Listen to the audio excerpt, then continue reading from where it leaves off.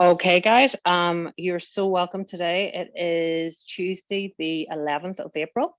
Welcome to the special focus meeting of Overeaters Anonymous, Recovery from Relapse. And today I am very, very happy to introduce the lovely Cody S. Cody is from Philly originally, and currently living in Atlanta, and he will give you his story now. And Cody, you're so, so welcome. Just share your experience, strength, and hope. Take it away, love. Hey, thanks a lot, Rita. I really appreciate you inviting me.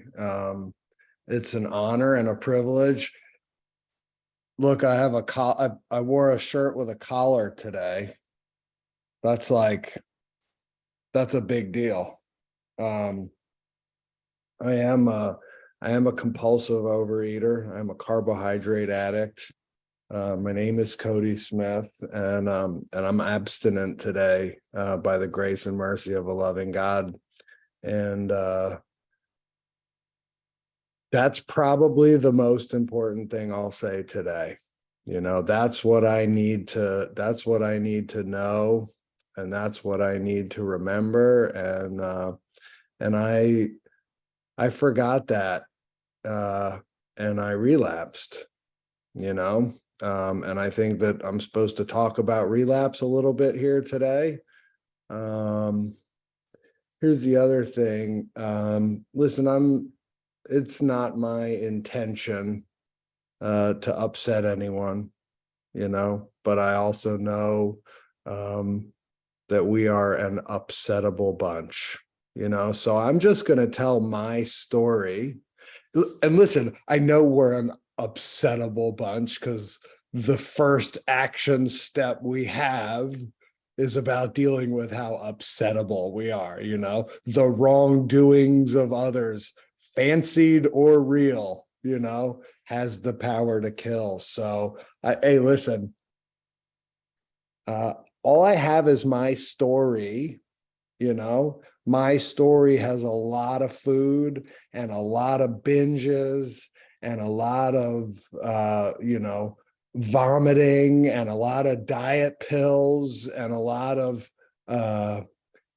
low self-esteem and self-hate and hiding and wearing shirts into swimming pools. And, my story has a lot of that stuff, but my story also has a lot of alcohol and drugs and arrests and things like that in it because, like my big book says, food is just a symptom, and my disease has a lot of symptoms. And so my understanding of my disease, my understanding of abstinence, of emotional sobriety, like I can't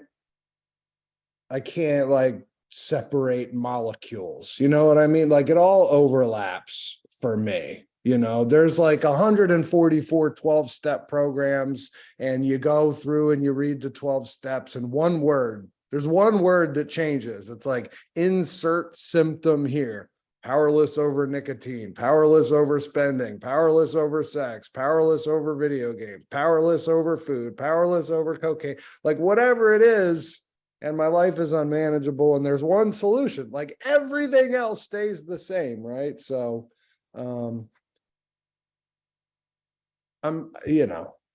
I respect where I am. Food is one of my symptoms, let me tell you. I eat essentially because I like the effect produced by food. I can eat it and I can go away. I can eat it and everything is good, right up until that spoon starts scraping the bottom of the container, and then it all comes rushing back. So I go to something else, So anyways, I have to sort of preface that because I had to get sober first. It's like food was definitely a first addiction, most certainly.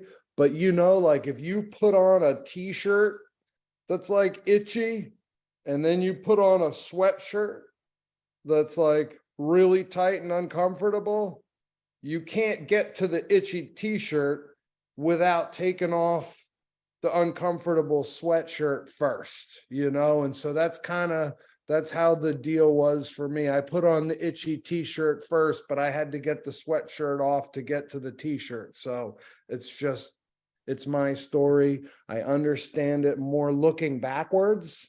So whatever I tell you with any kind of clarity about me is like, listen, don't get upset anyways, because in 3 years, I'm going to change my mind and see it all differently anyways. Like, that's been my story all along. I love, like, social media gives you these memories. It's like, I'm always so excited about whatever I'm posting right now. And then 3 years later, it's like, hey, this is what you posted 3 years ago. And I'm like, what was I thinking? Every time, what was I thinking? So, and that's been my story, in this whole 12-step deal. It's been a wonderful journey. I can't even tell you what my highest weight was, because when Men's Warehouse told me, I would shop there because they had free alterations. And when they told me, when I went in, for another alteration, they were like, we can't alter these anymore. I'm like, what are you talking about? I have free alterations. They're like, there's no more fabric, like, we can't add fabric. You have to buy a bigger size, and that was a hard pill to swallow.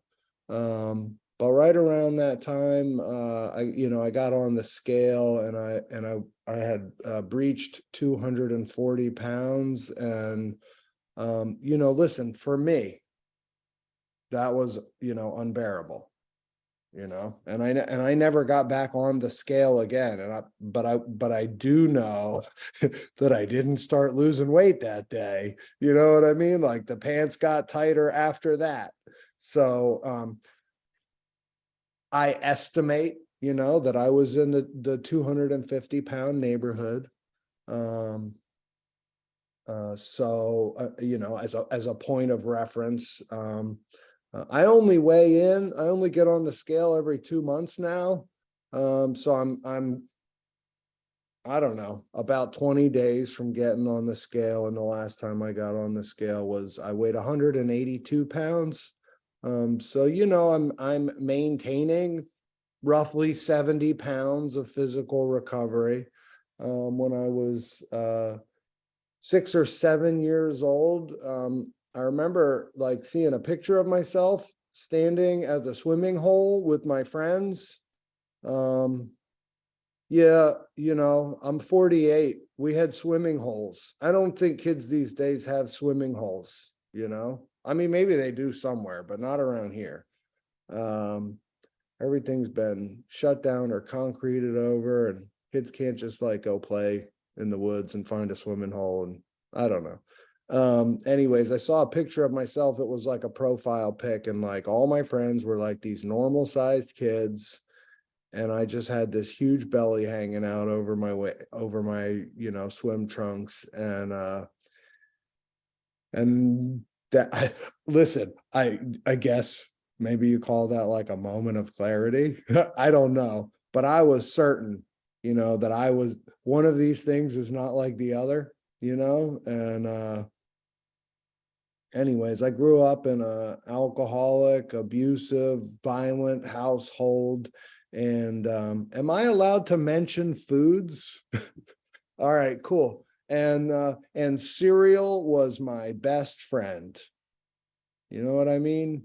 The boxes that we used to get would have, like, I mean, there was, like, cereals would have, like, cartoon character mascots, and they would go on adventures on the box. There would be riddles and stories and mazes, and that was like my first drug. I would sit down with a box of cereal and a bunch of jokes, and all these various, like, find the hidden word, and what's different about this picture. And And the next thing you know, I'd be getting yelled at because like, this box of cereal was supposed to last a whole week. You know what I mean? And like, it didn't matter because it did the trick, you know, it did the trick. And so, yeah, that was, that was 6. Those are some early memories. Eventually, I don't know. It says the great obsession is that somehow, someday they will control and enjoy. Listen, I used everything to try to control and enjoy everything else. You know what I mean? I'm not like, I said before, I wasn't loyal to food. At some point, food in and of itself wasn't doing the trick, or I wanted to control and enjoy the binges. So it was like, if you get drunk, maybe you can control and enjoy your food for a few hours. And then like the drinking gets out of hand and you're like, well, maybe if you just binge, you can control and enjoy the drinking. It's like, it was all methods of trying to control and enjoy my insanity. I did, it's interesting. Bulimia was a big part of my story, like it worked. I could eat as much as I wanted. I could go out into the alley. I could throw it all up, then go for a run just to make sure, if there was anything that didn't come up, I counted those calories. Eventually I would find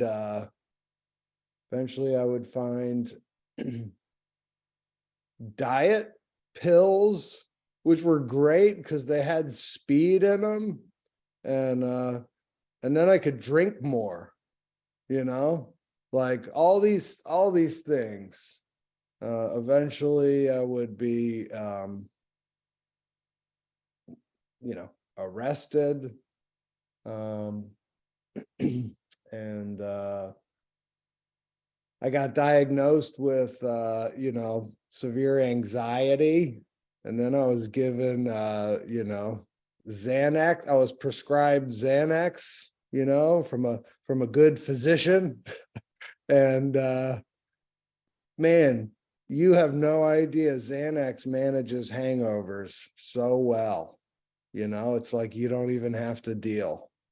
And so anyways, there's a lot of symptoms to my disease. So eventually I hit a bottom, found my way into Alcoholics Anonymous, and there was this woman in my home group, and she had like, I don't know, a gazillion years.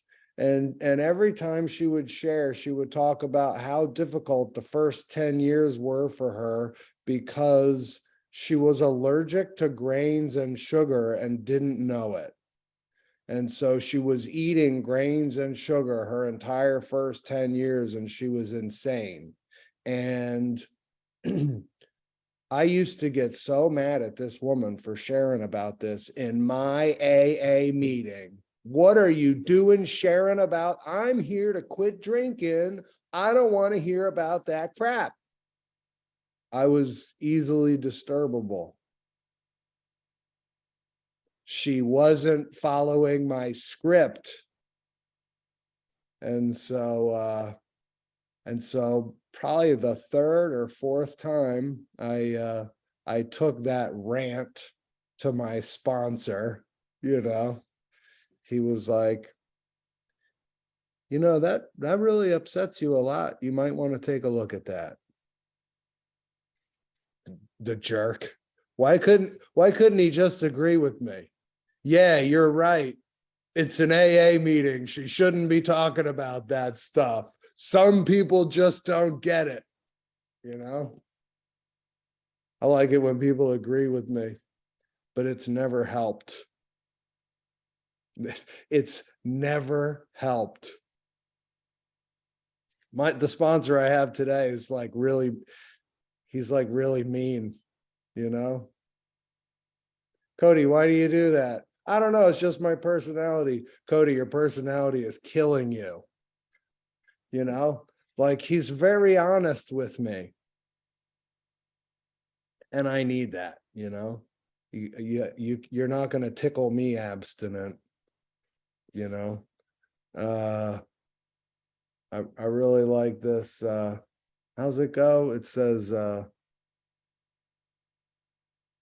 truth without compassion is kind of mean, but compassion without truth is deadly. You know, I need someone who's gonna tell me the truth. And I know my sponsor tells me the truth in love. It might sound abrasive, it might sound abrupt, you know. It's like I need that tough love, you know, because you know, I heard this over there and I believe it, you know. Baby the alky, bury the alky, you know. I could be attaboyed to death.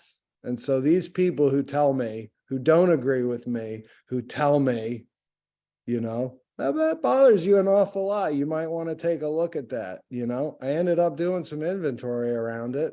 And it wouldn't be very long before I joined that lady, you know, the one. It's always, you know, the truth will set you free, but not before it pisses you off. You know, that lady pissed me off. And it's because she was talking about something I needed to hear that I didn't want to hear. You know, that's kind of how it always is for me. You know, we have that spiritual axiom that it writes about. Anytime I am disturbed, it is because there is something wrong with me. Like, wait a second. Did I hear you right? Because that's pretty much not how I've approached life up to this point, you know. January, so I got introduced to the 12 steps and have been sober since January 3rd of 2011. I got abstinent on October 30th of that same year in 2011. And I had a couple of incidental slips. My first 12-step food program was not Overeaters Anonymous. It was a sister-ish program called Gray Sheet Anonymous. They assign food plans. I know OA doesn't, and that's fantastic, but you know, I was crazy. I had no idea what my problem was. If you would have told me to pick a food plan, listen, that would not have worked for me. I needed, you know, God gave me exactly what I needed. And that was somebody handed me a sheet of paper with approved foods and told me how much of each food I had to weigh and measure, and that I had to write it down, and that I had to call it into my sponsor the day before. And that's what I needed. There's no way, you know, no way a guy like me was going to pick well. I wouldn't pick the right foods. I wouldn't pick the right quantities. I wouldn't pick the right frequency of eating. You know, I'm that guy in the big book, like on page 24, it says, the fact is that for most alcoholics, for reasons yet obscure, have lost the power of choice in drink. That happened for me with the food. Like I'm a real carbohydrate addict. And if you ask me to build a food plan, it's definitely going to have carbohydrates in it, you know? And because I suffer from the allergy of the body and the obsession of the mind, I am never going to give myself a chance. Like they told me, Cody, you can't get sober drinking. You know what I mean? So if I'm still ingesting my allergy foods, I'm still under the influence. And so I needed those 5 years in Gray Sheet. 2 weeks before my anniversary, I left, and I remember, like, it says before I think it was Jim poured the whiskey in the milk, he vaguely sensed he was not being too smart, when I left Gray Sheet, I vaguely sensed I was not being too smart. And listen, it's not like I left and the wheels fell off. Because I didn't leave 12 steps, I was very committed to the 12 steps. I was very committed to my sobriety. I was very committed to sponsoring and being in the big book. I was very committed to like health and nutrition. Listen, I had learned so much about myself. I had lost all the weight. I was living in a healthy size body, ever. I mean, I weighed less than I did in high school. You know what I mean? And the only time I got down that low in high school was for the high school wrestling team, and bulimia was involved. So this was like really the first time in my life that I had ever been at a healthy body weight. And like everything was good. You know what I mean? So hopefully I get to anyways. It was about 4 years. I was out in, relapse for about 4 years. It wasn't all horrible. I didn't leave and the wheels fell off. I mean, I know exactly what the first thing I ate was. I had corn chips and guacamole. You know what I mean? Like, that's it. It's like, man, I remember it. And the wheels didn't fall off. In fact, a lot of what I do right now, a lot of the way I eat right now is a result of, what I was allowed to study and research and explore and be a part of, in my relapse.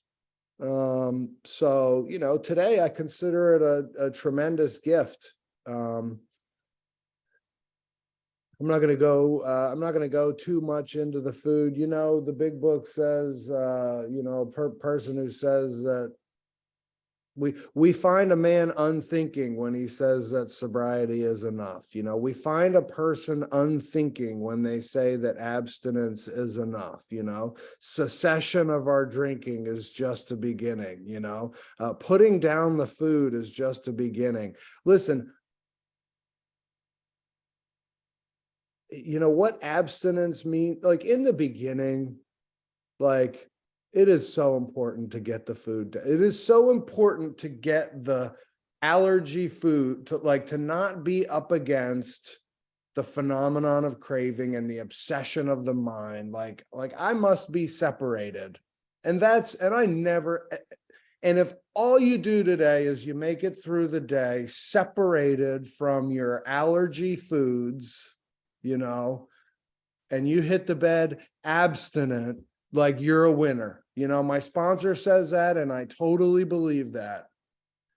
But the sad truth is my sponsor also says this, and I 100% agree with him. If you're just here to get abstinent, you're not going to stay abstinent. And both of those things are true. You figure out how to hold those things in the same place, and you'll be okay, because I can be separated from my allergy foods. I can be separated from binging and purging. I can be separated from diet meds. I can live in a healthy body, and I can interact with every human being in a completely non-abstinent fashion. I can drive my car in a non-abstinent fashion. I can not take care of my home in a non-abstinent fashion. I cannot meet my responsibilities in a non-abstinent fashion. Like, I can be very emotionally not abstinent, so One thing I understand looking back, if I seem like I'm jumping around, I probably am, because I don't remember what I said. I don't know where I'm at in my story. I don't really know what's going on. Generally, that's true for me. I'm still abstinent today, although I had a brief interaction with my daughter in the car on the way to school that I would not categorize as abstinent. 5 minutes left, Cody. Oh, great. Thank you. See, look, that's it. You just got to ask for help. This is what I kind of understand looking back. The sixth step is a really big deal. The sixth step is a really, really big deal. In fact, it says something like, this is the step that separates the men from the boys.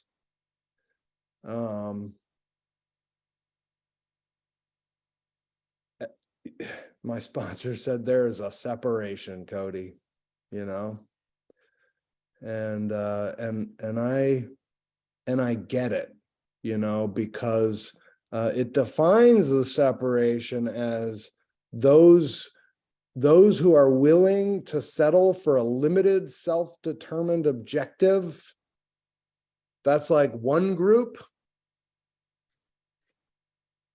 And the other group is, you know, those willing to try repeatedly over a lifetime to grow in the image and likeness of their creator. That's two different groups of people. And I know it is because I've been in both groups. You know, when I relapsed with the food, I had everything I wanted. I didn't realize I had everything I wanted, you know. But looking back, I had a limited, self-determined objective that I settled for. You know, I was living in a healthy body. I looked good. I felt good. I had money in my pocket. You know, my wife and I, our relationship had been restored. You know, I had a couple of healthy children, was living in a nice house in Chicago, you know, had the respect of you know, my peers, like if you asked me to make a list of the areas of my life that were important, every single area that I would have put was like, it was all check marks.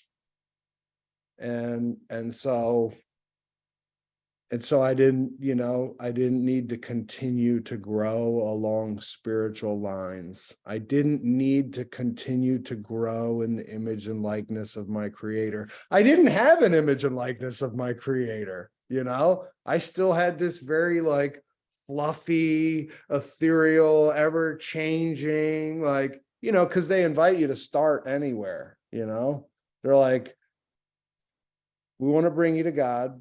You know, Ebby said, I got religion. Bill was like, oh, I can't go there with you. And he was like, well, why don't you start with your own conception? You can start anywhere. Apparently, you know, where they invite you to start is not necessarily where they want you to end up. And like, I had settled for a limited, self-determined objective. I didn't have a relationship with God, which apparently is what the whole thing is about. You know, and the big book says that the purpose of this book, you know, is to help you find a power greater than yourself, which will solve your problem. And I've had a lot of powers greater than myself, you know, but it also says in how it works, there is one who has all power, you know. So like a pint of ice cream has some power. Like that was a God for me, lowercase g, you know, the respect of my peers, lowercase g, God for me. A fat bank account, lowercase g, that's a God for me, you know, but it's not the one who has all power, you know. There's a whole lot of lowercase g's that have some power and they all feel good, you know, for a little while, but I can't actually have a life. So it says we had to find a power by which we could live, you know. Unfortunately, every single one of those powers like Bill says, like a boomerang, returned in their flight and almost cut me to shreds. You know, every single one of them backfired on me. So, you know, so I'm back in program. I hit a spiritual bottom. You know, I lost my abstinence and I was about to give up my sobriety, which was the most important thing in my life. I hit a spiritual bottom at 9 years. You know, I was about 9 years in. I was about 9 years into my sobriety. I was about 3 years into my relapse after 5 Time. abstinence. And that's when I finally had a spiritual awakening. And nothing's been the same since. About 2.5 years of abstinence, you know, back in a healthy body, and none of that material stuff matters anymore. So I love you all because I've been loved. I'm capable of loving because I have been loved. And I think that's what it's all about. So thanks for letting me share. Thank you, Rita. Thanks so much, Cody. And just on your share, I want to read a little page out of the big book on 553. It's called A Story AA Taught Him to Handle Sobriety. Just the quotes. It says, God willing, we may never again have to deal with drinking, but we have to deal with sobriety every day. When I had been in AA only a short while, an old timer told me something that has affected my life ever since. AA does not teach us how to handle our drinking, he said. It teaches us how to handle sobriety. I guess I always knew that the way to handle my drinking was to quit. And then he goes on to say, it's no great trick to stop drinking. The trick is to stay stopped. To do that, I had to come to AA to learn how to handle sobriety, which is what I could not handle in the first place. That's why I drank. So that was wonderful, guys. Can we give Cody a really big round of applause? And I will just knock off the recording. There we go.